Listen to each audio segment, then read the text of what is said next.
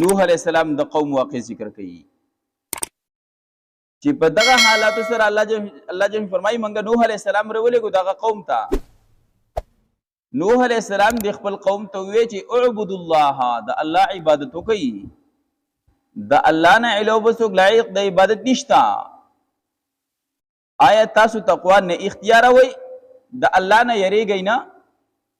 په دې زړونو کې هم د الله یره ناراضي د الله جل شانو د قدرت دی لوی نه خو ته نه ګورئ نو نوح علیہ السلام چې قوم ته دغه خطاب کو دغه دعوت ورکو د الله جل شانو وحدانیت طرف ته وبلل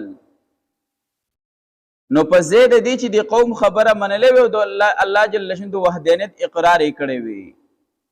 نو قوم مخالفت وکړو او سیوی چې کم پکې سردارانو مالدار خلکو دنیادار خلکو غټایټ خلکو هغوی دا خبره وکړله چې ما هذا الا بشر مثلکم دا خو ستاسو په شان یو بشر دی دیم ستاسو په شان یو انسان دی او بشر دی ستاسو په شان دته نور څه فضیلت نشته دی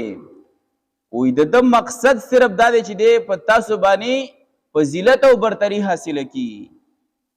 دې ځان په تاسو کې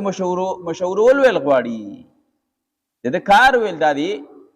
نو قوم چې دی هغه مخالف شو سره او وی ځکه که چرې دې چې کوم خبره کوي زه الله جل شانه را لېږلی ما او تاسو طرف ته پیغمبر ما د الله جل شانه پیغامات تاسو ته رسوم وی که چرې الله دې رښتیا را لېږلی و الله دا چې دی دا غوښتلي وي نو یو فرښته به چې دی هغه نازله کړی وي د ده په ځای به یو فرښته نازله کړی وي یا د ده سره به یو فرښته نازله کړی وي او دا خبرې خو موږ د خپلو مشرانو نه چېرته نه دي اورېدلي چې تاسو به د یو الله عبادت کوئ او یو رب به تاسو منئ وی دا خبرې خو موږ فی آبائنا الاولین د مخکینو مشرانو نه خو موږ نه دي اورېدلي نو قوم چې دی دغه مخالفت وکړو په دې باندې هم صبر ونه کړو د دې نه مخکې چې دی هغه وړاندې لاړل او څه ویل چې دا یو سړی دی چې په ده باندې لیونتوب دی دا یو سړی دی چې لیونتوب دی پې نو دلته مفسرین ذکر کوي چې د جن د لیونتوب طرف ته ورته نسبت دا وکړو چې پیغمبر د قوم رهنمایي کوي قوم دا پیغمبر قوم چې دی د الله جل شانو وحدانیت طرف ته راولي دا د قوم رهنمایي کوي او لیونی سړی چې دی د قوم رهنما نشي جوړېدلی نو ځکه علما دي جنتون ته نسبت وکړو چې دی لیونی دی مطلب دی لیونی دی د قوم رهنما نشي جوړېدلی دی د قوم مشر چې دی نشي جوړېدلی او بیا یې څه ووی یو بل ته ووی چې مړه بس اسې هم لیونی دی لږې ورځې انتظار وکئ څومره انتظار یفوت چې دی وفات شي بس د وفات پورې انتظار وکړي نو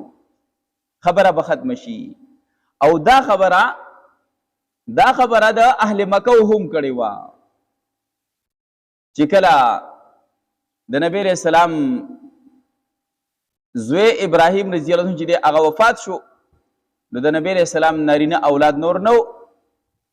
ماشوموالي کې د نبی نارینه اولاد وفات شوی نوڼی وی او نسبت چې دی هغه د زوی طرف ته کېږي د خاندان نسبت زوی پسې ځي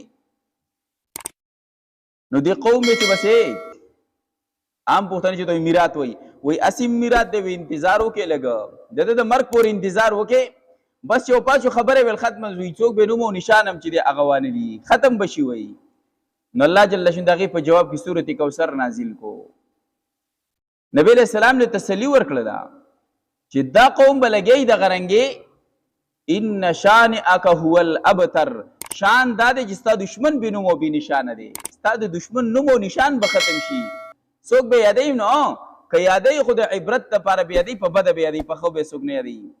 او ستا ذکر خیر به تر قیامته پورې کېږي